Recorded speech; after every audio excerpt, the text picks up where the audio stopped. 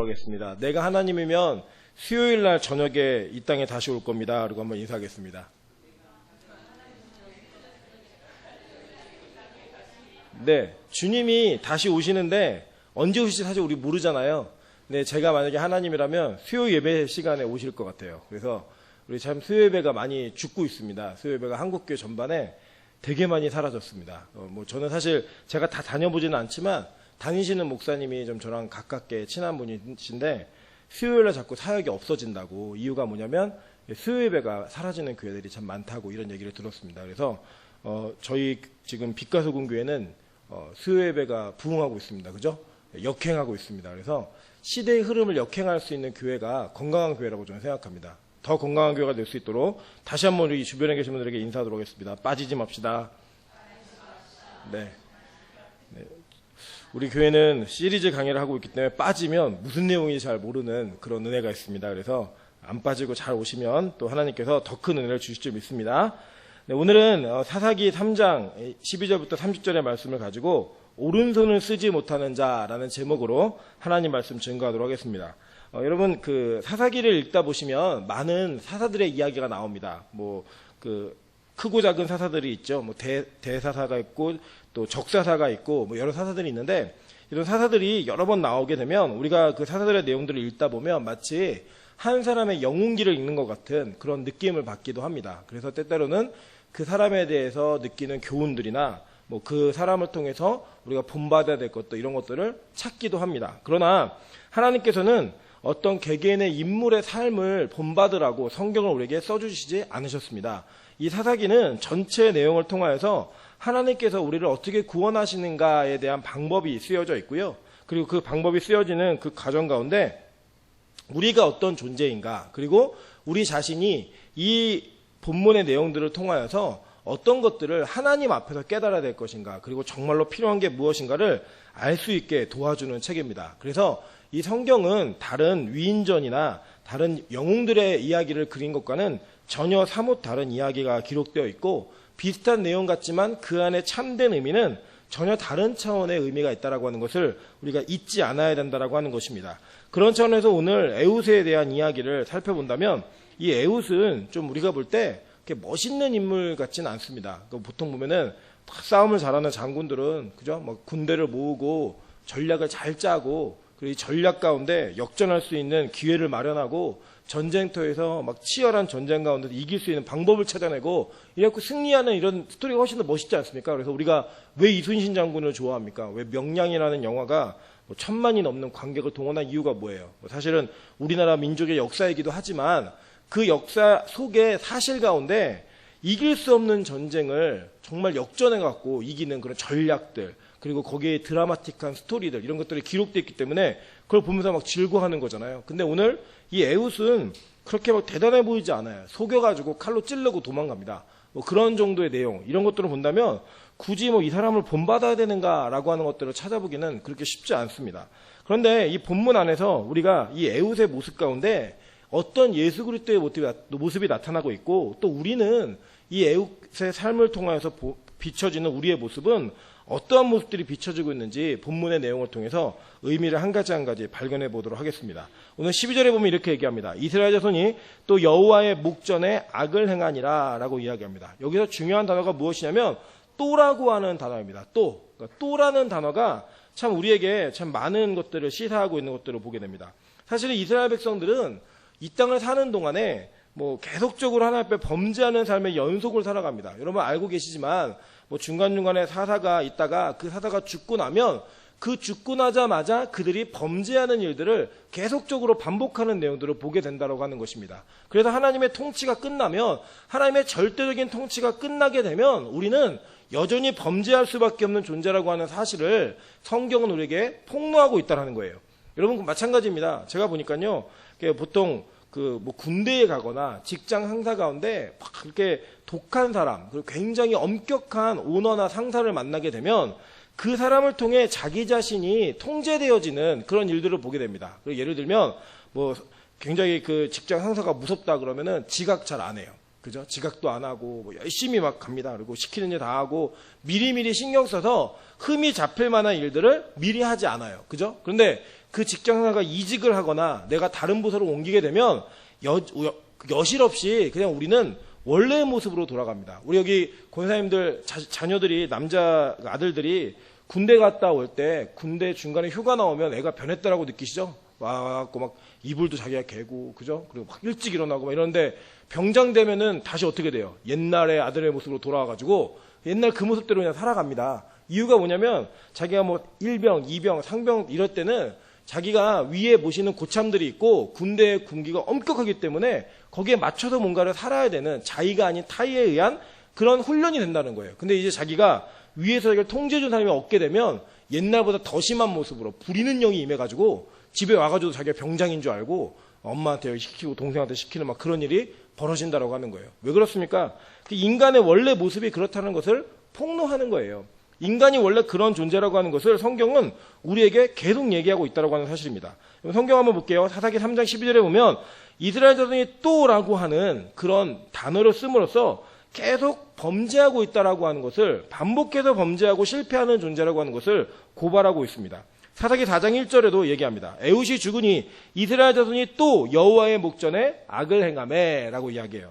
사사기 6장 1절에도 반복합니다. 이스라엘 자손이 또 여호와의 목전에 악을 행하였으므로 여호와께서 7년 동안 그들을 미디안의 손에 넘겨주시니 사사기 10장 6절에서도 동일하게 얘기합니다. 이스라엘 자손이 다시 여호와의 목전에 악을 행하여 사실 히브리어로는 또라는 단어인데 그냥 번역할 때 여러 번 바꿔서 번역한 거예요. 그러니까 또 하면서 이야기한 내용이 뭐냐?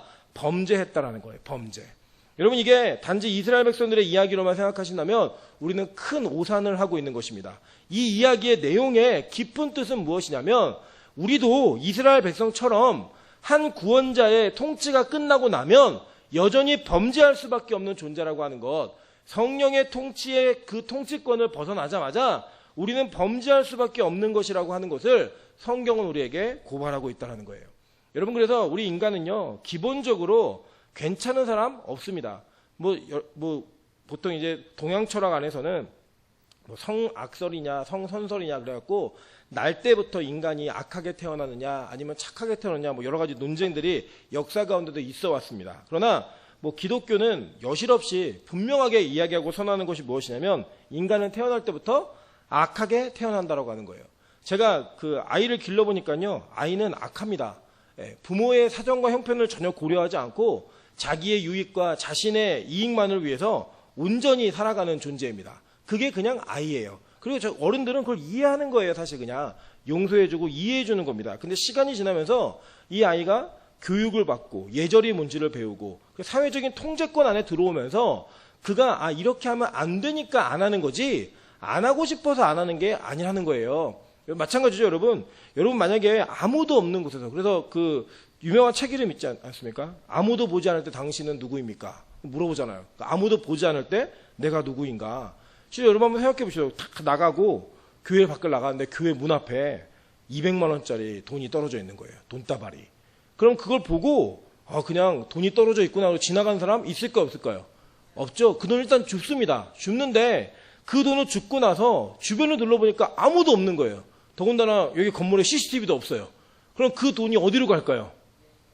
주머니로 갈 가능성이 거의 크다라는 거예요. 그죠? 아무도 보지 않았기 때문에. 여럿이 있으면 그래도 그걸 경찰서에 갖다 줘야 되나 주인을 찾아야 되나 노력한다라는 거예요. 왜냐하면 내가 그렇게 보여야 되기 때문에. 그래서 여러분 예수님도요 전도를 보내실 때 제자들을 둘둘 짝지어 보내셨습니다. 여러 가지 이유가 있겠지만 딴짓 못하게 하려고 둘둘씩 짝을 지어서 보낸 겁니다. 여러분 보시면 우리 인간은 홀로 있을 때 우리가 혼자 있을 때 하나님의 통치 밖을 벗어난다고 생각하고 그분과 함께하지 못할 때 우리가 추구하는 행동이 무엇이냐? 바로 죄악된 행동이라는 거예요. 그게 바로 이스라엘 백성들의 모습이고 오늘날 저와 여러분의 모습이라고 하는 것입니다. 그런데 하나님께서 이러한 죄를 짓는 이스라엘을 어떻게 다루시는가? 참 재미있습니다. 하나님께서는 이렇게 악을 행하는 자들에게 어떤 일을 벌리셨느냐? 12절 뒷부분에 보니까 여호와께서 모압 왕 에글론을 강성하게 하사 그들을 대적하게 하시매 라고 이야기해요. 그래서 이 에글론이 암몬과 아말렉 자손들을 모아가지고 와서 이스라엘을 쳐서 종려나무 성읍을 점령한지라 라고 얘기해요. 여기서 종려나무 성읍은요, 여리고입니다. 여리고. 여리고에는 종려나무 성읍이 굉장히 많았기 때문에 여리고를 종려나무 성읍으로 불렀어요. 그런데 이 종려나무 성읍을 점령당한 이스라엘 백성들은 그 자신들의 죄악으로 인한 하나님의 그 처분으로 인해 모압왕 에글론의 통치를 받게 된다는 거예요. 여러분, 이 모압은 어떤 왕이냐, 모압은 어떤 나라냐, 여러분 잘 아시는 바와 같이 아브라함의 조카였던 롯이 그 소돔과 고모라가 멸망할 때 소알성에 들어가지 않고 산으로 갔다가 그 산에서 자기의 딸들과 동침하여 낳은 이게 아들도 아니고 손자도 아닌 아주 애매한 그런 관계입니다. 그런데 하나님께서는 그러한 범죄 가운데서 태어난 아이들의 민족들을 보호하셨다는 거예요. 이유가 무엇이냐? 심지어는 그들이 가나안 땅을 들어갈 때에도 모압과 에돔은 건들지 말라고 이스라엘에게 명령하십니다. 싸우지 말라고. 돌아가라고 명하셨고, 또 이 모압과 암몬을 계속적으로 유지시키시면서 하나님께서는 우리가 잘못할 때마다 그들을 채찍으로 사용하시고 그들을 우리의 징계의 도구로 사용하시는 그런 일들을 보게 된다는 거예요. 그래서 하나님은 우리가 범죄한 것 이상의 그런 아픔을 겪게 하십니다. 이유가 무엇이냐? 그게 어떤 죄에 대한 대가를 치러내라 라고 하는 게 아니에요. 여러분, 죄에 대한 대가를 치른다는 것은 죽는 것입니다. 하나님 앞에서 죄를 짓는 것은요, 그냥 죽는 거예요, 그냥. 그러면 하나님은 그걸 무슨 이유로 때리는가? 그 때리는 이유는 그 민족과 그 사람을 교정하시기 위한 하나님의 사랑의 방법입니다. 예를 들어서 우리가 아이가 뭔가 잘못하면 그 아이를 때릴 때 그 때리는 것에 대한 것을 항상 대가적인 방법으로 체벌하지 않습니다. 여러분, 부모 자식 간의 관계가 그런가요? 예를 들어 뭐 늦게 들어왔다. 너 늦게 들어왔으니까 10대 맞으면 아무 일 없었던 걸로 여기고, 또 뭘 잘못하고 밥 먹다가 밥풀 흘리면 3대. 이런 식으로 집안의 분위기가 그렇다면 그게 집입니까? 그거는요, 감옥이나 마찬가지고 그건 군대보다도 더 악한 곳이에요. 그런데 가정에서는 이 아이가 일찍 들어와서 자기 자신의 생활을 잘 관리하게 하기 위해서 늦으면 엄마가 때릴 수도 있지만 그 때리는 것이 죄에 대한 대가로 때리는 것이 아니라 이 아이가 잘 자라게 하기 위한 사랑의 방편으로서 아이를 때리거나 혼내는 것입니다. 맞죠? 집에서 그렇게 맞는 분도 계시나요? 뭐 밥풀 흘리면 8대씩 맞고, 그죠? 돈 좀 못 벌어 오면 7대씩 맞고. 이렇다면 여러분, 그건 아니라는 거예요. 하나님이 우리를 그렇게 대하는 분이 아니라는 거예요. 우리는 자식입니다, 하나님의. 하나님은 우리를 그런 식으로 대우하지 않으신다라는 거예요. 그렇기 때문에 하나님께서는 우리가 잘못할 때마다 하나님이 적절한 방법으로 우리를 고쳐가시는 방법을 사용하십니다. 근데 그 방법이요, 되게 재밌습니다. 창세기 31장 6절부터 7절에 보면 이렇게 얘기합니다. 그대들도 알거니와 내가 힘을 다하여 그대들의 아버지를 섬겼거늘 그들의 아버지가 나를 속여 품삯을 10번이나 변경하였느니라. 그러나 하나님이 그를 막으사 나를 해치지 못하게 하셨으며 라고 얘기해요. 이게 누구의 대화냐? 야곱이 자기의 부인이었던 라헬과 레아에게 삼촌, 그러니까 자기의 장인이기도 하고 삼촌이기도 한 라반에 대한 이야기를 하는 거예요. 여러분들 잘 생각해 보세요. 야곱이 라반을 어떻게 만났느냐? 야곱이요, 자기의 아버지와 형을 속여서 축복권을 강탈합니다. 그래서 도망가요. 도망가가지고 자기 삼촌을 만납니다. 삼촌을 만나서 그 삼촌의 밑에서 일을 하면서 어떤 일이 있었냐면 품삯을 10번이나 변경했다라고 이야기해요. 여기서 10번이라는 그런 그 단어는요, 하나, 둘, 셋, 넷 이렇게 10번이 아니에요.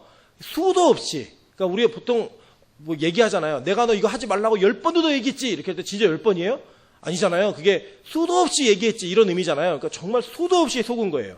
그러니까 하나님이 이 속이는 자인 야곱을 누구를 붙였냐면 라반을 붙여갖고 속이는 자가 속게 하는 거예요. 사기꾼이 더한 사기꾼을 만나갖고, 와, 남을 속이는 게 이렇게 얼마나 힘든 일이구나, 이게 남을 속이는 게 얼마나 상처를 주고 아픔을 주는 거구나 하는 것들을 배우게 하셨다라는 거예요. 그래서 하나님은요, 우리를 어떻게 고치시느냐? 우리가 무언가 잘못을 하면 그 잘못하는 것을 우리가 심은 대로 거두게 하심으로 말미암아, 아, 내가 이렇게 살아서는 안 되겠구나 스스로 깨닫게 하신다라는 거예요. 스스로 그것을 느끼게 하신다라는 거예요. 그런 식으로 우리를 다스리는 것들을 보게 하십니다. 우리 지난 시간에 배우셨죠? 사사기 3장 8절을 보니까 여호와께서 이스라엘에게 진노하사 그들을 메소보다미아 왕 구산 리사다임 손에 파셨으므로, 이 구산 리사다임이 무슨 뜻이라고 했죠? 2배나 악한 구스인, 이런 뜻이었잖아요. 그러니까 악한 자들에게 2배나 악한 자를 붙이셔가지고요, 그 악함의 끝을 보게 하십니다. 하나님은요, 그런 식으로 우리 인간을 만들고 고쳐 가신다라는 거예요. 내 스스로 그것을 질리게 하기 위해서.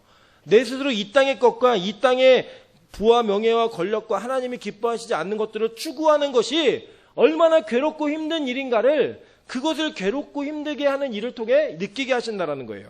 예를 들어 볼까요? 여러분 아시겠지만 우리 그 애굽에 10가지 재앙이 있었습니다. 아시죠? 그 10가지 재앙에 강으로부터 시작해서 강계 이파수, 도금의 흑장, 장자의 재앙으로 끝나는 이 10가지 재앙의 모든 것들은 애굽인들이 섬기고 있는 신들이었습니다. 그런데 그 애굽에 섬기고 있던 신들을 하나님께서 그들이 보는 눈앞에서 그 신들로 말미암아 고난을 당하게 하신 거예요. 예를 들면 이 나일강은 오리시스라고 하는 그 애굽의 창조의 신입니다. 보통 우리 한강을 뭐 서울의 젖줄 이렇게 얘기하잖아요. 그런 식으로 이 나일강은 애굽 전체를 먹여 살리는 젖줄과 같은 그런 숭배의 대상이었어요. 근데 그 나일강의 피로 변함으로 말미암아 그 나일강 때문에 온 애굽의 백성들이 다 고통을 당해요. 그래서 더 이상은 그것이 신이 되지 않게 만드시는 거예요. 그러니까 무슨 이야기냐면 우리가 추구하는 것들이 얼마나 그 끝이 얼마나 악하고 얼마나 처참하고 얼마나 비참함을 우리에게 선사하는가를 경험하게 하심으로 말미암아 우리 스스로 그것을 내려놓고 포기하게 하신다라는 거예요. 여러분, 그래서 여러분이 집착하는 것만큼 하나님은 그 집착의 끝이 무엇인지를 반드시 경험하게 하십니다. 어떤 죄에 대한 문제가 있잖아요. 그 문제에 연연하고 미련을 둔 것만큼 그것이 얼마나 나 자신을 고통스럽게 만드는가를 하나님은 반드시 경험하게 하신다는 거예요. 이유가 무엇이냐면 그래야지만 포기하기 때문입니다. 그래야지만 내려놓기 때문이에요. 여러분, 보통 보면 아이가 뭘 만지거나 뭘 하려고 할 때 부모는 그걸 만지면 뜨거우니까, 그걸 먹으면 매우니까 먹지 못하게 제지를 합니다. 하지 마라고 얘기하면 하지 말라고 얘기하는 것을 그냥 듣는 거는요, 아이가 아니에요. 그죠? 아이가 그걸 들으면 애가 아니죠. 어른이죠. 이거 이래서 안 좋으니까 하지 마. 그러면 괜히 그걸 더 하고 싶은 마음이 드는 것 같아요. 그런데다가 참 아이가 어디서 무슨 말을 배웠는지 모르겠는데 좋아요, 네 이런 긍정적인 이야기 아니라 싫어, 싫어요 이런 얘기 더 먼저 배워와요. 그래서 뭐 하지 마 그러면 싫어요, 싫어 그러고 얘기해요. 결과적으로 말리다가 안 되면 어떻게 하냐? 그냥 만져보라고 얘기합니다. 그러니까 자기가 만져보면 뜨거운 걸 아니까 다시는 그걸 손대지 않아요. 막 먹고 싶은 걸 먹어보라 그래요. 지난번에는 하도 매운 거를 먹겠다 그래서 저 찍어서 그냥 입에다가 혀에다 발라줬어요. 그냥. 예, 학대한 거 아닙니다. 아이가 너무 통제가 안 되니까 그냥 발라줘 버렸어요. 그 뒤부터는요, 먹지 않아요. 손대지 않아요. 그게 우리 인간의 모습이라는 겁니다. 근데 우리가 하나님 앞에서 그렇게 산다는 거예요. 하나님이 말씀을 통해서, 기도를 통해서, 예배를 통해서 그거 아니라고, 세상 그거 아니라고 계속 알려주심에도 불구하고요, 우리는요, 그거를 내 손에 잡아보고 뜨거운 걸 알아야, 뜨거운 맛을 보고 매운맛을 봐야지만 그거 아니라고 인정한다는 거예요. 그게 얼마나 미련한 일입니까? 근데 인간이 그런 존재라는 거예요. 하나님은요, 이런 상태에서 우리를 구원하시는 방법이 있습니다. 여러분 보니까요, 이 이스라엘 사람들이 그렇게 대적하게 하니까요, 이스라엘 사람들 대적하게 하니까 15절 보세요. 이스라엘 자손이 여호와께 어떻게 했어요? 부르짖으매라고 이야기해요. 그랬더니요, 뭘 세우십니까? 한 구원자를 세우셨으니 라고 얘기합니다. 그래서 하나님께서는요, 우리를 어떻게 구원하시는가? 우리가 하나님께 부르짖을 때 하나님께서 한 구원자를 세우신다라는 거예요. 그런데 여러분 여기서 오해하지 않으셔야 될 게 있습니다. 마치 그래 우리가 죄를 짓고 어려운 일을 당할 때마다 부르짖으면 하나님이 구원해 주시는구나 라고 이해하시면서 또 죄를 지을 때마다 부르짖으면 이해해 주실 거야, 죄를 지을 때마다 부르짖으면 용서해 주실 거야 라고 하는 너무 단순한 그런 패턴을 만들어 보시면 안 됩니다. 성경은 우리에게 그런 것들을 이야기하고 있지 않아요. 오히려 성경은 우리에게 무엇을 이야기하고 있냐면 오로지 하나님께서 보내시는 구원자로 말미암아 우리가 구원을 얻을 수밖에 없는 존재라고 하는 것을 계속적으로 확인시켜주고 있는 거예요. 그래서 성경은요, 이 사사기에서는 14번 동안이나 이 패턴을 반복합니다. 범죄하고 그들이 팔려서 고난을 당하면 그들이 부르짖으면 구원자를 보내셔서 구원하시는 이 패턴을 계속 반복하는 거예요. 그것은 너네 이렇게 하면 구원해 줄게 라고 하는 구원의 방편을 알려주는 게 아니라 하나님의 구원의 원리를 우리에게 이해시켜주고 있는 겁니다. 무슨 이야기냐면 우리는 죄된 존재예요. 우리 자신이 그냥 폭로된 거예요. 어떤 존재인지. 성령의 통치만 거두어지면 언제든지 죄를 짓는 존재이고 하나님의 통치권, 말씀의 통치권 밖으로 한 발자국만 나가도 우리는 그 발걸음이 죄악의 발걸음을 걷지 선행이나 선의 발걸음을 걷고 있지 않다라고 하는 것입니다. 그때 우리에게 필요한 존재가 누구인가? 그런 나 자신을 확인하면서 붙들어야 되는 존재가 누구인가? 바로 한 구원자이신 예수를 붙들어야 된다라고 하는 것을 우리에게 가르치고 있다는 거예요. 그래서 성경은 이 구원자에 대한 이야기를 강조하고 있는 것입니다. 사사기 3장 9절에 보면 이렇게 얘기합니다. 이스라엘 자손이 여호와께 부르짖음에 여호와께서 이스라엘 자손을 위하여 한 구원자를 세워 그들을 구원하게 하시니 그는 곧 갈렙의 아우 그나스의 아들 온니엘이라 라고 얘기해요. 그러니까 온니엘에 대한 인물에 대한 이야기를 하고 있는 것 같지만 이것은 구약에서 신약에 오실 구원자가 어떻게 오시는지에 대한 모형으로 보여주고 있는 하나의 모형이지 어떤 인물을 소개하고 있는 게 아니라는 거예요. 마찬가지입니다. 사사기 3장 15절 오늘 본문에 나오는 얘기도 동일하게 얘기하고 있습니다. 이스라엘 자손이 여호와께 부르짖음에 여호와께서 그들을 위하여 뭘 세우셨어요? 한 구원자를 세우셨으니 라고 이야기하는 거예요. 그러니까 하나님이 세우신 구원자, 그 구원자를 통해서만 우리가 구원함을 얻을 수 있다라고 성경은 우리에게 말하고 있다라는 거예요. 여러분, 그래서 우리는 이것을 마치 우리가 이렇게 하면 구원받을 수 있다라고 하는 구원의 패턴으로 만들어 버리시면 안 되고, 여기서 진짜 하나님께서 우리에게 원하시는 것이 무엇인가, 이 내용들을 오늘은 조금 깊이 살펴보고자 합니다. 시편 51편 16절부터 17절에 이렇게 얘기합니다. 주께서는 제사를 기뻐하지 아니하시나니 그렇지 아니하면 내가 드렸을 것이라. 주는 번제를 기뻐하지 아니하시나이다. 하나님께서 구하시는 제사는 상한 심령이라. 하나님이여 상하고 통회하는 마음을 주께서 멸시하지 아니하시리이다 라고 얘기합니다. 여러분 잘 아시는 바와 같이 이것은 다윗의 시편입니다. 다윗이 밧세바와의 범죄 후에 자기 자신이 회개의 영을 부어주시는 그 은혜를 말미암아 하나님 앞에 간구했던 기도의 내용들이 시편 51편에는 기록되어져 있습니다. 여러분 한번 보겠습니다. 왜 그 잘 나가던 다윗이 이렇게 실패하였는가? 그 원인들이 여러 가지가 있겠지만 여러분 무엇보다도 중요한 개념이 무엇이냐면 하나님께서는 다윗에게 진짜 복음이 무엇인지를 경험하게 하시고자 했던 것 같습니다. 왜냐하면 다윗은 어디를 보아도 흠잡을 데가 없는 사람입니다. 여러분 잘 아시는 바와 같이 그가 골리앗을 이겼을 때에도 사울을 자기 손으로 직접 죽이지 않았을 때에도 그는 하나님께 영광 돌리며 찬양하고 아마 많은 사람들이 보기에도 야, 저 사람 정도면 하나님 마음에 합한 자야 라고 얘기할 만한 충분한 근거들이 그에게 있었습니다. 그리고 그는 심지어는 영원한 대제사장의 계열에서 제사를 집례할 수 있는 대제사장으로서의 직분까지도 겸한 그는 삼중직의 선지자의 권한과 왕의 권한과 제사장의 권한을 다 지니고 있었던 예수 그리스도의 정확한 예표라고 얘기해도 너무나 분명하게 우리가 이해할 수 있는 그런 인물이었다는 거예요. 그 인물이 왜 범죄했는가? 그리고 그 범죄의 결과가 무엇인가? 그는 하나님께서 진짜 원하시는 것이 무엇인지를 깨달았다라고 하는 거예요. 여러분 이게 보니까요, 하나님께서 뭘 기뻐하지 않냐면 제사를 기뻐하지 않는데요. 번제를 기뻐하지 않으신대요. 여러분 이게 좀 우리에 의아하지 않으십니까? 우리 사실 우리 교회도 주보에 보면 항상 이 송영에 우리 예배할 때 영과 진리로 예배할지니라 이거 있잖아요. 사실 그거를 계속 성가대에서 저한테 하라 그러는데 타이밍을 이번 주에 놓쳐가지고 제가 언제 해야 되는지 구분 잘 안 가다가 그냥 원래 안 하고 그냥 하는 방식으로 했습니다. 이제 어려운데 그게 우리 모토잖아요. 근데 하나님이 그것보다 더 원하시는 게 있다라는 거예요. 아니 어쩌면 그 예배를 드리는 사람의 태도와 마음 가운데 진짜 예배와 진짜 제사가 무엇인지를 가르치시는 내용이 이 본문 안에 담겨져 있다는 거예요. 그게 무엇이냐? 하나님께서 구하시는 제사, 하나님께서 기뻐하시는 제사가 무엇이냐면 상한 심령이라는 거예요. 상한 심령. 이 영어는 broken heart인데 깨어진 마음이 하나님께서 받으시는 제사고 하나님께서 구하시는, 하나님 원하시는 제사라는 거예요.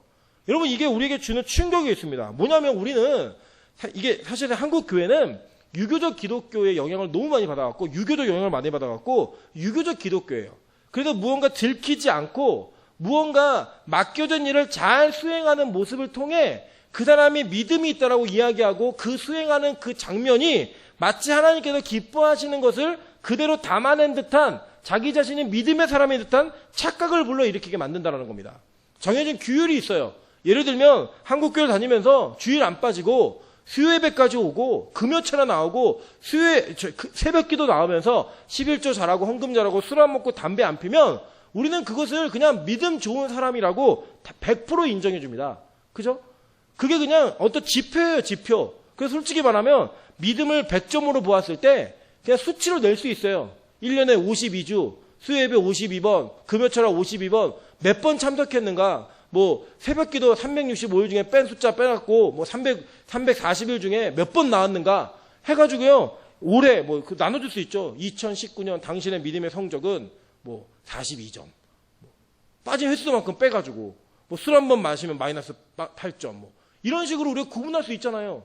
그런 게 진짜 행위로 기반으로 한 행위적 기독교. 외적으로 보여지는 것을 통해 보이지 않는 믿음을 평가하는 그런 모습으로 우리가 하나님 앞에 서기 너무나 좋은 민족이라는 거예요. 그래서 그런 사람들은 믿음 좋다라고 이야기합니다. 여러분 오해하지 마세요. 그렇다고 빠지는 사람이 믿음 좋다는 것도 아니에요. 그걸 얘기하는 게 아닙니다. 잘 이해하셔야 됩니다. 하나님이 오히려 원하시는 것은 무엇이냐면 그렇게 예배 횟수나 자리를 지키는 모습이 아니라 그 예배의 자리에 나오면서 어떠한 마음으로 나오고 있는가 그것을 더 중요하게 보신다는 거예요. 근데 그게 무슨 마음이냐? 상한 심령, 깨어진 마음을 가지고 나오는 것. 나는 여전히 하나님의 통치가 아니면 죄를 지을 수밖에 없는 죄인입니다. 나는 이번 주에도 오늘도 하나님의 통치 밖에서 죄를 짓고 온 깨어진 심령입니다. 라고 하는 안타까운 마음과 우리 자신이 죄악으로부터 벗어날 수 없는 영원한 족쇄가 채워져 있다고 하는 그 사실을 인식하고 하나님 앞에 은혜를 구하는 마음, 구원자이신 예수 그리스도만을 붙들었을 때 내가 살 수 있다라고 하는 소망의 확신을 가진 그 마음을 가지고 오는 것을 하나님께서는 기뻐하신다는 거예요. 장소도 아닙니다. 시간도 아니에요. 오히려 그런 마음이 있는 자들은요, 예배를 드리지 말라 해도 예배가 아니면 살 수 없기 때문에 예배 자리에 나오게 되어 있습니다. 그러니까 제가 말하는 것은 무엇이냐면 겉으로 보여지는 예배 참석의 횟수가 여러분의 믿음을 증명하는 것도 아니고 그것이 우리의 믿음의 결정판도 아니라고 하는 것입니다. 어떻게 나오고 있는가, 어떤 마음 가운데 오고 있는가, 그게 훨씬 더 중요한 개념이라는 거예요. 예수님이 사마리아 여인을 만나서 이렇게 말씀하십니다. 사마리아 여인이 먼저 예수님께 묻습니다. 우리 조상들은 이 산에서 예배하였는데 당신들의 말은 예배할 곳이 예루살렘에 있다 하더이다. 예수께서 이르시되 여자여 내 말을 믿으라. 이 산에서도 말고 예루살렘에서도 말고 너희가 아버지께 예배할 때가 이르리라. 너희는 알지 못하는 것을 예배하고 우리는 아는 것을 예배하노니 이는 구원이 유대인에게서 남이라 라고 얘기했어요. 그 뭐냐면 여자가 아시죠? 이 여자가 어떤 여인이냐면 남편이 5명 있었던 여인이에요. 지금 사는 남편도 자기 남편이 아니었습니다. 이 여자가요 예수님을 만나서 그가 자기의 치부가 폭로되자마자 예수님께 물었던 이야기가 무엇이냐면 다른 거 아니에요. 뭐 이번 복권 로또 번호가 몇 번이 이런 거 안 물었고요. 그가 물었던 게 뭐냐면 예수님 어떤 사람들은 예루살렘에서 예배해야 된다 그러고 또 우리의 조상들은 사마리아 산에서 예배해야 된다고 하는데 어디서 예배드리는 게 맞아요? 라고 그는 예배의 장소에 대한 진위, 당위성이 어디에 있고 진짜 예배의 명분이 어디 있는가 하는 장소적 개념으로 예수님께 접근합니다. 그때 예수님이 그 이야기를 들으시면서 이야기하는 것이 뭐냐면 너희는 알지 못하는 것을 예배하고 있고 우리가 아는 것을 예배하고 있는데 구원이 유대인에게서 난다. 이거는 유대적 민족적인 이야기 하는 게 아니라 유대적으로는 예수의 혈통을 가진 메시아가 유대인이라고 하는 것을 이야기하는 거예요. 유대인에서 난다라고 얘기하시면서 뭐라고 얘기하고 있냐면 아버지께 참되게 예배하는 자들은 뭐랑 뭐로 예배한다고요? 영과 진리로 예배할 때가 오나니 곧 이때라. 아버지께서는 자기에게 이렇게 예배하는 자들을 찾으시느니라. 하나님은 영이시니 예배하는 자가 영과 진리로 예배할지니라 라고 얘기했어요. 이 영이라고 하는 것은 성령을 이야기하는 것이고 진리라고 하는 것은 말씀을 이야기하는 거예요. 그러니까 영과 진리로 예배하는 자들, 그게 하나님께서 받으시는 예배이고 찾으시는 예배라는 거예요. 근데 그 당시 예배가 어땠습니까? 그냥 정해진 규율대로 정해져 있는 형식대로 잘 맞추어 예배하면 그 마음이 어떤지 심령이 어떤지 아무것도 고려되지 않았어요. 그냥 1년에 절기에 맞춘 예배를 드리는 자들, 그들은 다 용서받은 자들이고 다 구원받은 자들이에요. 하나님이 거기에다가 폭탄과 같은 말씀을 던지시는 거예요. 예수님께서. 여러분 그래서 우리가 수요예배를 오는 모습이 나는 중직자니까 뭐 목사님이 안 오면 뭐라 하니까 뭐 이런 모습으로 오는 것이 아니라 이 예배가 아니면 내가 살 수 없는 존재이구나.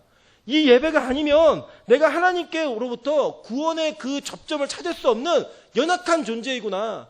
이 예배가 말씀 가운데 내가 붙들림 바 되지 않으면 또 여전히 죄를 지으며 살 수밖에 없는 백성이구나 라고 하는 상한 심령을 가지고 주여 앞에 나와야 된다는 거예요. 왜냐하면 우리는 또 죄를 짓는 백성이기 때문에, 또 죄 가운데 머물러 있는 백성이기 때문에 찰나하는 순간에 사망의 길로 여전히 들어설 수밖에 없는 백성이기 때문에 하나님을 붙드는 모습으로 주님 앞에 나와야 된다라고 하는 것입니다. 그게 바로 주님이 원하시는 상한 심령이라는 거예요. 하나님은요, 재물을 받으시는 거에 목이 메인 분이 아닙니다. 여러분, 하나님이 돈이 없어서 돈 거두러 오셨습니까? 아니에요. 그런 분 아니에요. 하나님이요, 여러분, 뭐 영광 받으실 게 없어가지고 우리가 뭐 이루고자 하는 일들을 통해 받으시는 영광, 그거를 누리고자 우리와 함께 교제하시는 분입니까? 절대 그렇지 않습니다. 하나님은요, 우리 아니어도요, 돌들을 들어서라도 찬양받으시는 분이고요. 이 온 우주 만물이 다 주님 겁니다. 우리 주머니에서 몇 푼 꺼내고자 하나님이 우리에게 예배를 강조하시고 만나고자 하시는 분이 아니라는 거예요. 하나님은요, 영원한 우리의 생명 되시는 우리의 복의 근원이십니다. 바라크, 하나님과 연결되어진 생명력, 그 콘센트를 계속 이어가기 위해 그 간절함 때문에 우리가 여전히 상한 심령을 가지고 주님 앞에 나오는 거예요. 여러분 한번 보십시오. 우리가 무언가를 열심히 하잖아요. 그러면 제대로 하려면 매일매일 해야 된다라고 이야기합니다. 사실 저는 예전에 영어를 공부할 수 있는 기회가 많이 있었습니다. 근데 교만해가지고 뭐 한국에서 번역되는 책도 다 못 읽는데 무슨 영어 공부를 하냐고 영어 공부를 열심히 안 했습니다. 그런데 이제 제가 어느 시점이 되니까 하나님이 제가 외국에서 강의할 수 있는 일을 많이 열어주셨어요. 길을. 외국에서 강의를 하는데 너무 답답해요. 제가 한국말을 하면 옆에서 통역을 해주세요. 근데 통역을 하시면 이 통역이 잘 되고 있나 안 되고 있나 정도까지는 알아들어요. 근데 제가 그 말은 못 하겠어요. 벙어리입니다. 질문하는데 못 알아듣겠어요. 근데 저한테 그때마다 내가 괴로움이 있어갖고 제가 이번에 저희 아내한테 얘기를 해가지고 거금을 들여서 영어 학원을 등록을 하나 했습니다. 근데 거기 얘기하는 게 그거예요. 매일 하는 거예요. 매일 하라는 거예요. 매일. 그냥 영어가 입에 그냥 붙어서 찌르면 나올 정도로 지금 제 나이에는 뭐 분석하고 이래서 되는 게 아니라 그냥 찌르면 나오는, 생각해보니까 그 말이 좀 맞는 것 같아요. 우리가 예를 들어 뭐 밥 먹었어요 물어볼 때 주어, 동사, 목적어 다 돼 있나? 이런 거 생각 안 하잖아요. 그냥 밥 먹었어라고 하는 음가적인 신호가 뭘 뜻하는 건지를 알고 그 시그널을 그냥 받아들이는 거잖아요. 아, 그래, 저게 밥을 먹었냐고 물어보는 거지 라고 하는 그 음가를 그냥 받아들이는 거니까 통째로 그걸 외워버리라는 거예요. 그냥. 근데 대신 조건이 뭐냐, 매일 하라는 거예요. 매일. 그래서요, 그 매일의 연습을 통해 체화되는 게 있는 거예요. 체화. 그래야 말이 터진다는 거예요. 그래야 말할 수 있다는 거예요. 그래야 들리기도 한다는 거예요. 제가 그걸 지금부터 할 겁니다. 여러분 3개월 뒤에 기대해 주십시오. 제가 영어로 말하는 자가 될 수 있도록. 지금 벙어리인데. 근데 여러분 잘 보세요. 우리가 이 땅에 다른 민족의 언어 하나를 배우겠다고 하더라도 매일 훈련을 해야지만 내 몸에 체화가 되고 입에서 그게 그냥 툭 하면 나와야지만 대화를 할 수 있는 그런 언어의 습득 능력이 생깁니다. 근데 우리가요, 일주일에 한 번 예배드리고 어떻게 영적인 대화를 하니까 그렇게 나눕니까? 우리가 일주일에 한 번 예배 드리는 것도 잠깐의 짧은 시간에 말씀을 듣고 짧은 시간에 하나님과의 교제 시간을 통해서 어떻게 평생과 일주일을 살아가는 그 가운데서 하나님의 방법대로 살아갈 수 있는 힘을 얻어요. 불가능한 이야기 아니에요? 이 땅에 영어 하나 배우는 것도 그런데 십몇 년 동안, 수십 년 동안 공부했던 영어를 말하는 것도 그렇게 힘든데 신앙생활이라고 하는 영적 생활, 하나님의 나라의 영원한 하나님의 나라를 말을 이야기해야 되고 영원한 원리를 알아야 되는 그 우리가 어떻게 잠깐 주일날 1시간도 안 되는 그 채 예배를 드리면서 어떻게 우리의 영혼이 하나님의 영적 원리에 체화될 수 있어요? 불가능한 이야기입니다. 그래서 여전히 우리는 깨어지고 부서지는 거예요. 여전히 망가지고 또 죄된 모습으로 주 앞에 나오는 거예요. 그럴 수밖에 없는 존재니까요. 그래서요, 상한 심령 가지고 주 앞에 다시 나오는 거예요. 말씀 붙들고 나오는 거예요. 하나님 나 좀 고쳐달라고, 나를 붙들어달라고 주 앞에 나오는 존재가 되는 겁니다. 여러분, 하나님께서는요, 우리에게 자기가 받으실 재물에 대한 관심이 있는 분이 절대 아니에요. 여러분 보세요. 이사야 40장 6절부터 11절로 이렇게 얘기합니다. 주께서 내 귀를 통하여 내게 들려주시기를 제사와 예물을 기뻐하지 아니하시며 번제와 속죄제를 요구하지 아니하신다 하신지라. 그때 내가 말하여 이르기를 내가 왔나이다. 나를 가르쳐 기록한 것이 두루마기 책에 있나이다 라고 얘기합니다. 맨 끝에 볼게요. 굵은 글씨만. 여호와여 주의 긍휼을 내게서 거두지 마시고 주의 인자와 진리로 나를 항상 보호하소서. 이사야가 고백한 내용이에요. 하나님이 이사야 귀에다 대고 얘기했다는 거예요. 제사와 제물을 기뻐하지 않고 번제와 속죄를 요구하지 않는다. 내가 진짜 원하는 게 뭔지 아니? 너야 너. 그러고 나니까요, 고백하는 내용이 뭐예요? 여호와여 주의 긍휼을 내게서 거두지 마시고 주의 인자와 진리로 나를 항상 보호하소서. 이게 우리의 모습이어야 된다는 거예요. 예배 가운데 나오는 모습. 원래는요, 제사의 행위가 이 마음을 근거로 나오는 것이었습니다. 이 마음을 근거로 오는 것이 제사의 행위였어요. 여러분, 그래서 성경은요, 우리에게 여전히 예배에 대한 것들을 강조하고 있다는 거예요. 깨어진 마음에 대한. 이스라엘 백성들이 하나님을 부르짖는 그 모습이 바로 이 모습이라는 거예요. 단지 그냥 죄 짓고 실패하면 나와서 하나님 살려주세요 그러면 마치 뭐 슈퍼맨이 오듯이 와서 도와주는 그런 내용이 아니라, 우리가 하나님 여전히 깨어지는 백성입니다.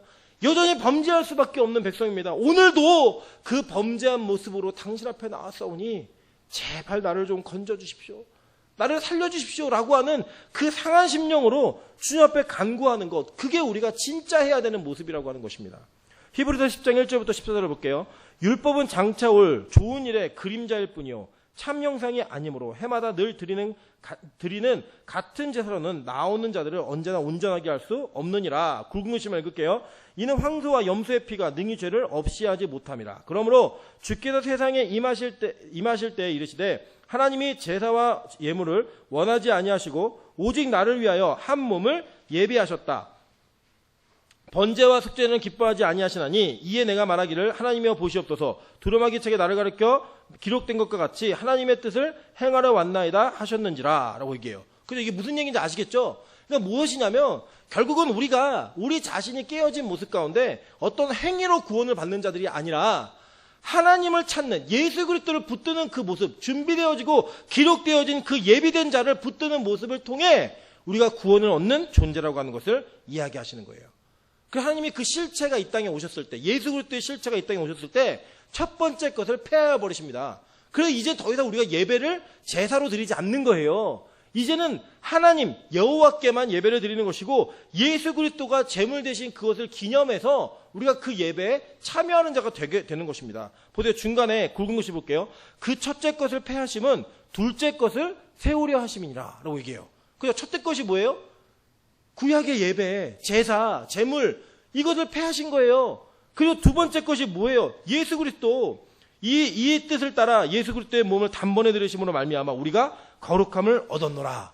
그죠? 굵은 글씨 볼게요. 제사장마다 매일 서서 섬기며 자주 같은 제사를 드리되 이 제사는 언제나 죄를 없게 하지 못하거니와 오직 그리스도는 죄를 위하여 한 영원한 제사를 드리시고 하나님 우편에 앉으사 그 후에 자기 원수들을 자기 발등상이 되게 하실 때까지 기다리시나니 그가 거룩하게 된 자들을 한 번의 제사로 영원히 온전하게 하셨느니라 라고 얘기하는 거예요.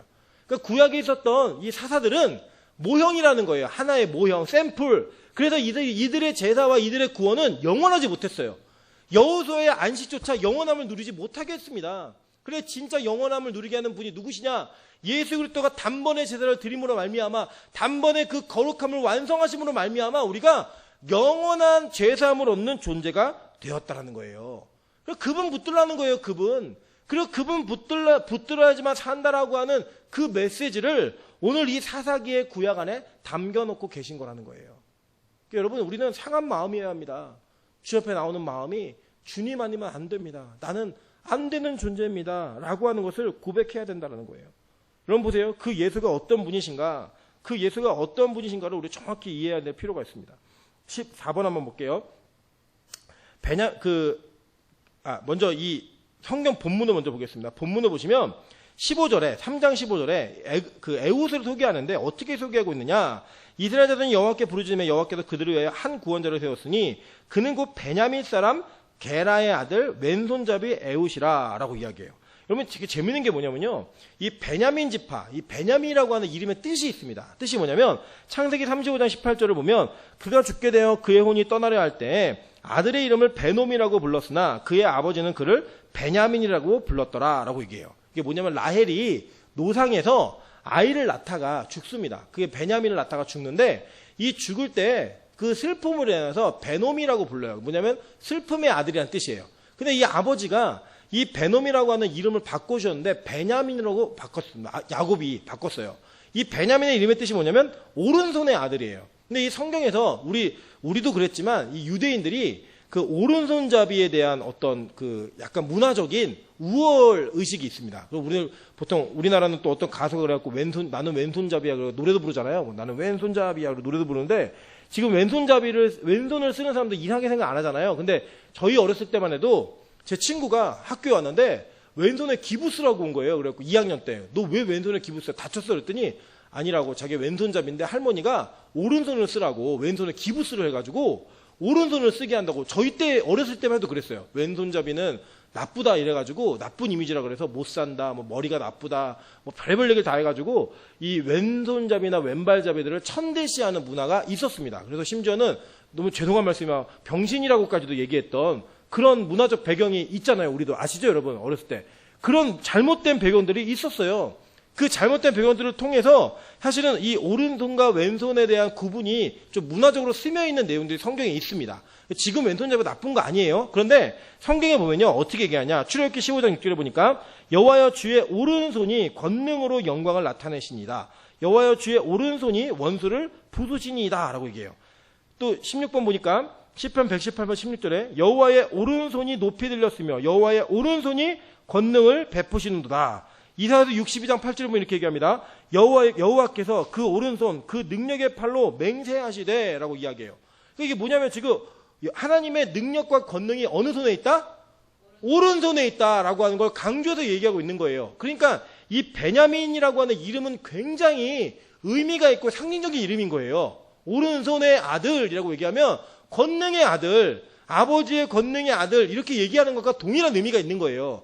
그런데 그 지파에 이 왼손잡이가 나타났는데 이 왼손잡이는요 성경 원어를 보면 이시 이테르 야드 예미노라고 얘기해서 오른손이 다친 자라는 뜻이에요.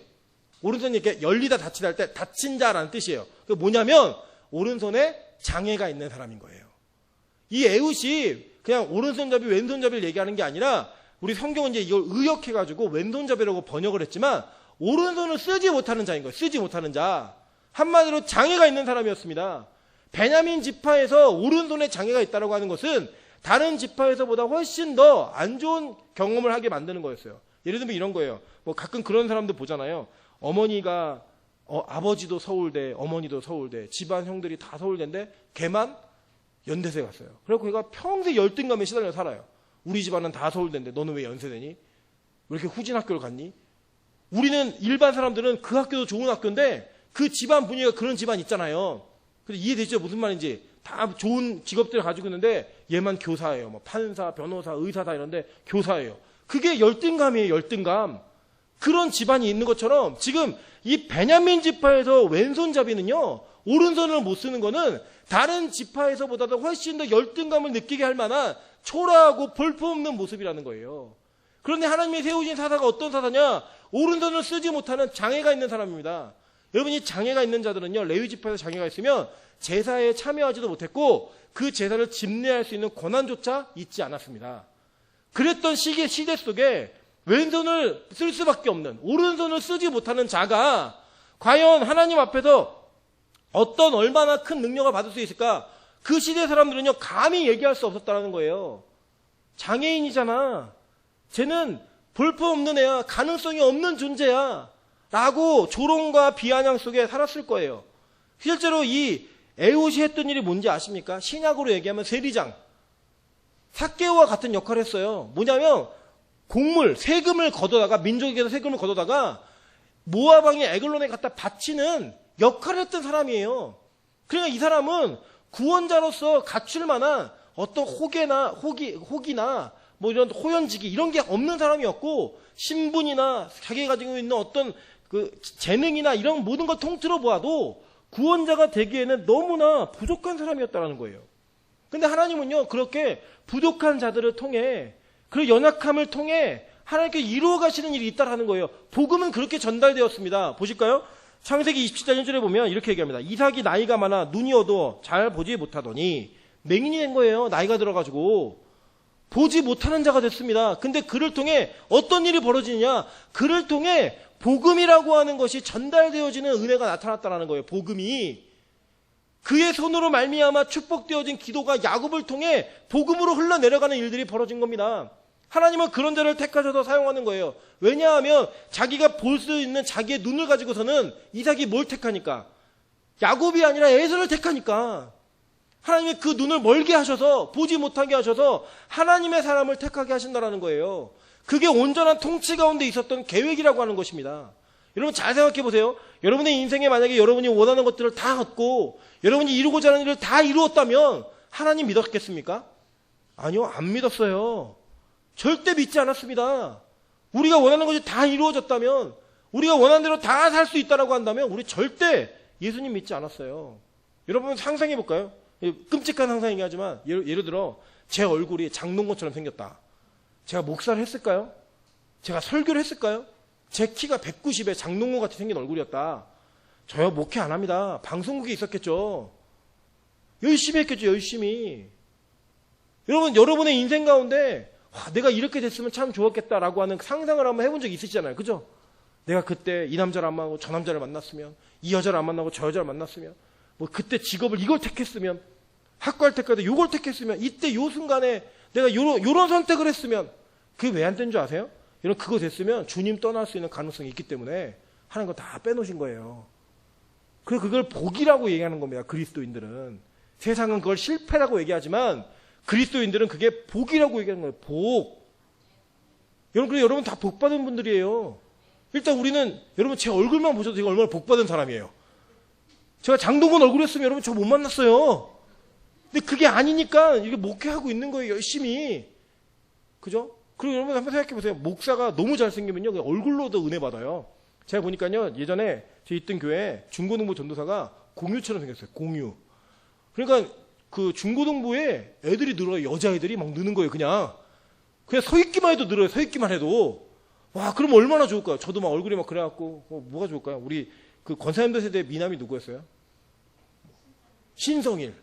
신성일처럼 생긴 목사가 딱 서 있다. 그럼 막 사람들이 막 몰려들 거 아니에요, 막. 근데 저는 그게 안 되니까 뭐예요? 맨날 말씀 준비하는 거예요. 안 되니까. 그러니까 여러분 제가 얼굴이 잘생겼으면 이런 말씀 못 듣습니다. 이런 준비된 말씀, 열심히 준비한 말씀. 그게 이게 하나의 은혜인 거예요, 은혜. 우리의 부족함을 통해 일하시는 분. 그래서 여러분, 우리의 약점이, 우리의 약함이 하나님의 강함으로 나타나는 거. 그게 그리스도인들의 모습이라니까요. 더 보실까요? 보세요. 창세기 32장 31절부터 32절에 그가 분이엘을 지날 때 해가 돋았고 그의 허벅다리로 말미암아 절었더라. 그 사람이 야곱의 허벅지 관절에 있는 둔부에 힘줄을 쳤으므로 이스라엘 사람들이 지금까지 허벅지 관절에 있는 둔부의 힘줄을 먹지 아니하더라 라고 얘기해요. 사실은 이거를요 그 유대인들하고 제가 가서 이렇게 그 유대 문화 속에서 여쭤보니까 이 환도뼈라고 하는 것이 의역해서 그렇지 실제로는 그 남자의 음낭을 얘기하는 거래요. 그러니까 음낭을 친 거예요 하나님께서. 그래가지고 더 이상은 야곱이 이 이후에 생산을 하지 못합니다. 그러니까 뭐냐면 하나님을 만남과 동시에 그가 뭐가 되었냐, 속된 말로 얘기해서 장애인이 된 거예요. 평생 다리를 절어야 하고 지팡이가 없으면 걷지 못하는 자가 됐습니다. 누가요? 야곱이요. 축복의 사람이. 우리는 야곱의 축복 부르잖아요. 그죠? 맨날 노래 부르면서 너는 하나님의 사람, 뭐 야곱 같은 축복 받아라. 야곱 같은 축복이 뭔지 아세요? 아들을요. 아들 17살짜리 아들을 잃어버리고요. 부인 넷이 맨날 싸우고 경쟁하고요. 그 틈바구니에서 아들 잃어버리고 또 아들 포로되고 이런 일을 경험하다가 환도뼈 맞고 평생 다리 저는 인간. 그게 야곱이에요. 그런데 여러분 보세요. 우리 창세기 이제 강의에 나오면서 배우겠지만 하나님은요. 야곱이 힘에 있을 때 그의 힘으로 구원을 이루지 않으세요. 약속을 이루지 않으세요. 그가 힘이 다 빠져서 아무것도 할 수 없는 존재가 되었을 때 요셉을 통해 야곱에게 약속하신 모든 약속을 다 이뤄내세요. 그게 하나님이십니다. 그 여러분 지금 여러분 힘 빠지는 세상을 살고 계신 거예요. 여러분의 힘을 빼야 하지만 하나님이 일하실 수 있으니까 힘을 빼시는 작업들을 하고 있는 거예요. 그게 때로는 건강으로, 물질로, 상황으로, 마음으로 여러 가지 방법으로 올 수 있어요. 그런데 그게 불행이 아니라 성경은 그걸 복이라고 말하고 있는 거예요. 더 보실까요? 출애굽기 3장 1절에 이렇게 얘기합니다. 모세가 그의 장인 미디안 제사장 이드로의 양떼를 치더니. 그럼 모세가 어떤 사람이었어요? 왕자였습니다. 왕자. 애굽의 왕자여서 그가 애굽의 모든 학문과 모든 것들을 다 배운 사람이에요. 그런데 애굽인들은 이 목동들, 그러니까 목축업을 하는 자들을 비천하게 여겼어요. 그래서 그 요셉이 얘기하잖아요. 목축업 한다고 얘기하세요. 목축하면 더 얘기하면 이 애굽 사람들은 목축하는 사람들을 비천하게 여기기 때문에 같이 하지 않습니다. 따로 떨어져 우리 공간을 만들 수 있습니다라고 팁을 알려줬어요. 근데요, 하나님이 40년 동안 애굽의 왕가에서 살았던 이 모세를요, 어디로 보내시는가? 뚝 던져다가 어디에 보내시냐면 목축업을 하는, 그것도 자기 양떼도 아니에요. 누구 양떼? 장인의 양떼를 치는 자로 세우신다는 거예요. 40년 동안. 여러분, 우리 옛말에 그런 말 있잖아요. 보리 서말만 있어도 처가살이는 안 하잖아요. 그 처가살이를 하면서 그의 자존감, 이 모세가 얼마나 큰 자존감이 있었냐면요, 자신감이죠. 자신감. 자기를 믿는 힘이 얼마나 강했냐면요, 그는 안 끼는 데가 없었어요. 여러분 잘 생각해 보세요. 모세가 때려 죽인 사람도 자기가 낄 일이 안 낄 일이에요. 안 낄 일이에요. 근데 그걸 껴요. 심지어는요, 그렇게 도망해서요, 십보라를 만날 때에도 십보라가, 자기 아내인 십보라가 그 목동들하고 우물하고 다투고 있으니까 자기도 살인죄를 저지르고 쫓겨온 인간인데 거기 껴서 참견을 합니다. 그런 사람이었어요. 그랬던 그가 40년 동안 했던 일이 뭐냐? 장인의 양떼를 치면서 힘을 다 뺀 거예요. 아무것도 없는 것도 만들어 본 거예요. 심지어 하나님이 너 가서 내 백성 불러왔더니 제가 누군데 거길 갑니까? 저는 못 갑니다. 옛날 같았으면요, 하나님 역시 잘 찾아오셨습니다. 저 아니면요 그걸 누가 하겠습니까? 이렇게 얘기할 만한 모세가요, 주여 보낼 만한 자를 보내소서. 그 정도까지 무너져요. 근데 그게요, 복이래요. 왜냐하면 이제 하나님이 사용하실 만한, 하나님이 사용하실 준비가 다 끝난 그런 준비된 사람이 된 거예요. 그래서 하나님이 그때부터 그를 사용하신다는 거예요. 여러분, 이게 복음의 원리입니다. 영적인 원리예요. 그래서 여러분, 하나님이 뭐 준비가 잘 된 사람을 쓰신다, 그거 다 거짓말입니다. 성경에 그런 사람 아무도 없어요. 하나님은 쓰실 사람을 준비시키십니다. 근데 그 준비가요, 우리가 생각하는 그런 준비가 아니에요. 어학 준비하고 뭐 학벌 준비하고 스펙을 잘 갖춰놓고 그런 준비 아니고요. 하나님이 우리를 쓰시기 위한 준비가 뭐냐? 우리를요, 아무것도 못하는 무능한 자로 만드시는 거예요. 왜냐하면 하나님만 의지하게 하시려고. 하나님만 의지하게 하시려고. 여러분, 그래서 제가 비법을 알려드릴게요. 많이 안 뺏기는 비법이 뭔지 아십니까? 하나님께 내 것을 많이 잃어버리지 않을 수 있는 비법이 뭐냐면, 빨리 하나님만 의지하시면 돼요. 내가 가지고 있는 것들 내려놓고 빨리 하나님만 의지하시면 돼요. 그러면 덜 맞고요, 덜 뺏겨요. 근데 우리가 그게 잘 된다 안 된다? 안 된다니까요. 여러분, 진짜 안 돼요. 뭐만 조금 있으면 그걸 근거로, 그걸 발판으로 이거 한 번만 잘 딛고 일어나면 잘 될 것 같거든요. 기도 안 하는 거예요. 진짜 언제 기도하냐? 정말로 아무것도 할 수 없는 존재가 되었을 때, 그때 기도해요. 그때. 그게 우리의 악함이에요. 그게. 하나님 그거 아시기 때문에 우리를 한 가지 다 빼놓으신다는 거예요. 무능한 자로 만들어 놓으신다는 거예요. 여러분, 한번 생각해 보십시오. 저와 여러분이, 그러니까 예를 들어서 병원에 갔는데, 이거 조금만 몸조심 잘하고 식단 조절 잘하면요 금방 낫습니다라는 얘기 들으면요, 그 병 갖고 기도할까요? 기도 잘 안 해요. 그냥 내 힘으로도 고칠 수 있을 것 같고 나을 수 있을 것 같아갖고 기도하지 않고 내가 내 관리를 함으로써 고쳐진다라고 믿습니다. 그죠? 근데 예를 들어 병원에서 참 안타깝지만 3개월 남으셨습니다. 이러면요, 그때부터는 진짜 기도밖에 없는 거죠. 그죠? 그때는 정말 울며 불며 간절히 매달리는 게 우리의 모습인 거예요. 진짜 아무것도 할 수 있는 근거가 사라졌을 때 그때 기도하게 만드시는 그 하나님이 다행인 거는 우리 아버지예요. 그래서 진짜 죽게는 안 내버려두신다는 거예요. 진짜 죽게는. 그때 꼴깍꼴깍 할 때 그 마지막 순간에 주님 이제 진짜 아무것도 할 수 없습니다. 죽이시든지 살리시든지 마음대로 하세요. 그때 무조건 살리신다는 거예요. 그때. 그게 우리 하나님이십니다. 여러분 보세요. 예수님도요, 그렇게 이 땅에 오셨어요. 그런 모습으로 이 땅에 오셨다니까요. 이사야 5장 53장 2절 볼게요. 21번입니다. 그는 주 앞에서 자라나기를 연한 순 같고 마른 땅에서 나온 뿌리 같아서 고운 모양도 없고 풍채도 없은즉 우리가 보기에 흠모할 만한 아름다운 것이 없도다. 예수님이요, 이런 분이세요. 아무것도 우리가 흠모할 만한 아름다운 것이 없는 분이에요. 실제로도 그래요. 그래서 여러분, 그래서 그 예수님 초상화 그려있는 거 다 거짓말입니다. 그거는 중세교회 때 갈리아인의 문화를 받아갖고 영향을 받아갖고 예수님 되게 잘생기게 그렸잖아요. 파란 눈동자에. 그런 예수님 없습니다. 예수님은요, 외모로도 그렇게 흠모할 만한 분이 아니셨어요. 그리고 예수님 어떻게 오셨어요? 이 땅에 말구 위에 오셨어요. 그냥 명분만으로 왕가의 후예이지 다 망한 집안, 목수의 아들로 오셨습니다. 그 예수님이 오신 거예요. 우리 생각에 어떻게 오셨어야 됐어요, 예수님이? 왕으로 오셨어야죠, 왕으로. 멋지게. 지금도 우리 그러잖아요. 뭐 가끔 그 영국의 왕세자 부부가 아이를 낳으면, 다이아몬드 숫자를 물고 태어났다고.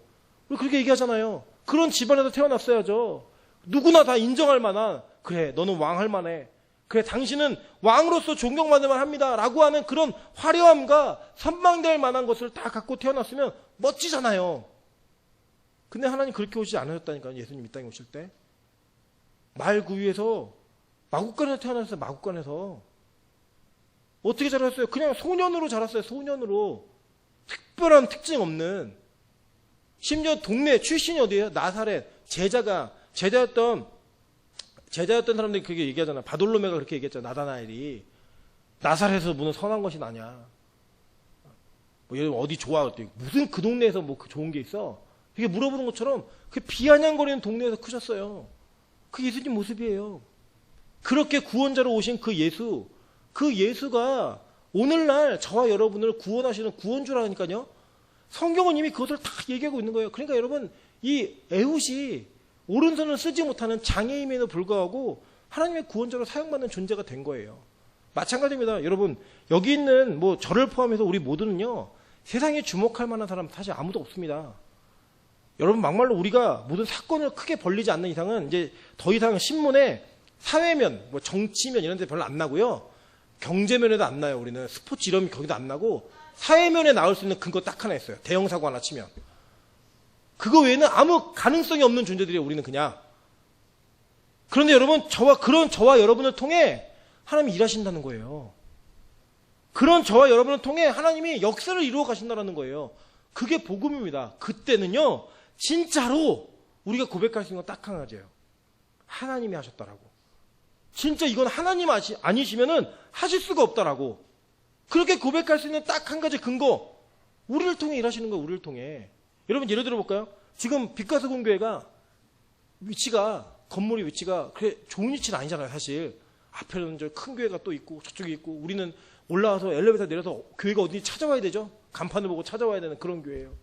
시끄럽게 찬양하면 막 항의 들어오고 막 이런 교회예요. 근데 이런 교회에서 부흥의 역사가 일어났다. 누가 하신 거예요? 그렇죠. 하나님이 하신 거예요. 더군다나 여러분의 그 청빈 목사는 유명하지도 대단하지도 않은 사람이에요. 여기에 예를 들어서 조용기 목사님, 오카는 목사님 이런 분이 오셨다. 그러면 여러분 이 교회 부흥할 수 있겠죠. 그죠? 당연히 그분의 닉네임을 통해서 교회 이름도 바꿀까요? 빛과 사랑의 교회 이런 걸 바꿀까요? 노원 사랑의 교회. 다 부흥하잖아. 그러면 그런 걸로 부흥하는 거 그거 옳지 않아요. 그리고 하나님 그 부흥도 아니에요. 근데 진짜 우리는 그냥 이 이름 그대로, 이 모습 그대로, 이 위치 그대로 여기 부흥이 일어난다. 누가 하신 거예요? 하나님 하신 거예요. 저는 그걸 믿습니다. 그래서 저는 부족하지만 저와 여러분이 함께 하나님께 간구하고 하나님만 의지하면 하나님이 하셨다라고 할 수 있는 고백이 반드시 이 교회를 통해 일한다고 저는 믿고 있습니다. 믿으십니까? 그게 하나님께서 우리를 구원하시고 사용하시는 방법이시라는 거예요. 근데 그 하나님이 어떤 일을 하시는지 아십니까? 보세요. 히브리서에 보니까 에훗이 뭐였어요? 칼을 가지고 좌우에 나리선 검을 가지고요.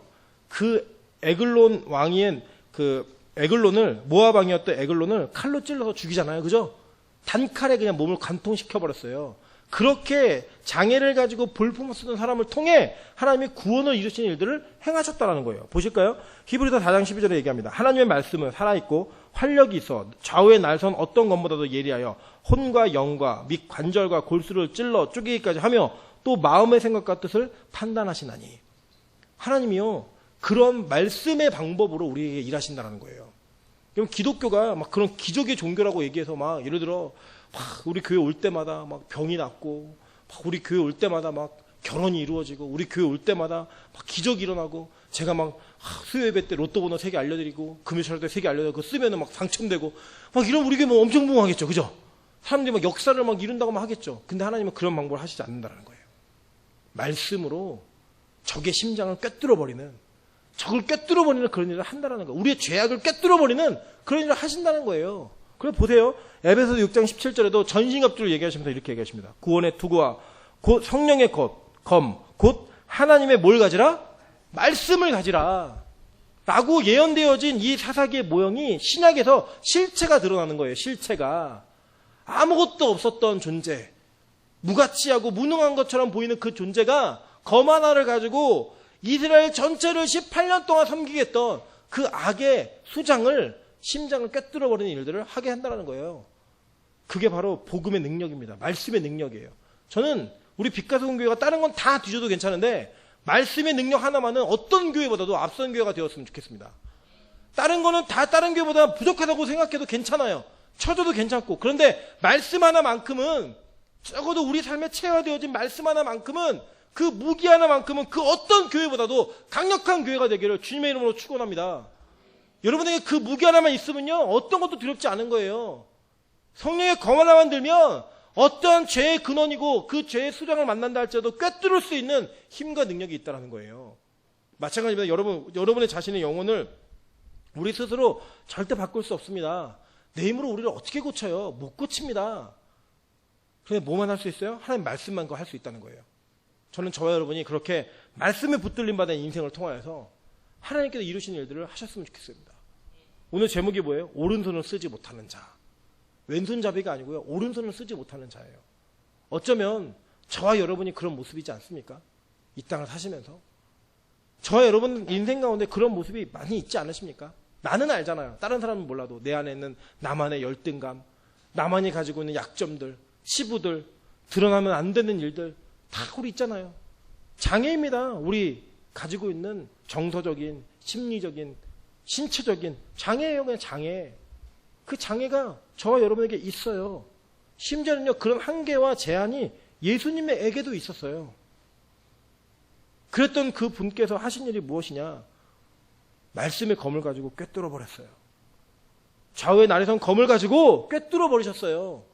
그래서 하나님이 하셨다라고 말할 수 있는 그런 역사를 이루신 것처럼 저는 오늘 이 밤에 여러분이 이 말씀을 붙들고 우리 진짜 가능성 없는 존재지만 하나님 붙들고 일어설 수 있다.